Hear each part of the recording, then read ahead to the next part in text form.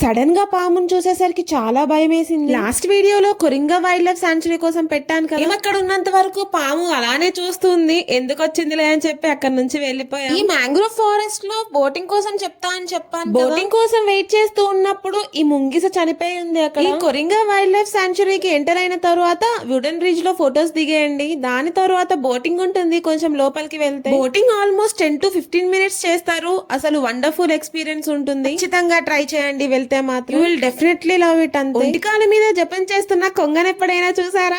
ఇదిగో చూసేయండి. దొంగ జపమే అన్నమాట. మీరు స్పీడ్ బోట్ లో రైడ్ కి వెళ్ళాలి అంటే 250 రూపీస్ చార్జ్ చేస్తారు పర్ పర్సన్. లేదు లాంచ్ లో వెళ్ళాలి అంటే 100 రూపీస్ చార్జ్ చేస్తారు. ఎవ్రీ 20 మినిట్స్ కి ఒక రైడ్ ఉంటూ ఉంటుంది. వీలైతే sunrise or sunset time లో వెళ్ళండి, చాలా బాగుంటుంది. డిఫరెంట్ బర్డ్స్ కూడా మైగ్రేషన్ వస్తూ ఉంటాయి. మీరు ఎప్పుడైనా కాకినాడ దగ్గరలోకి వస్తే don't miss to visit here video and follow for more.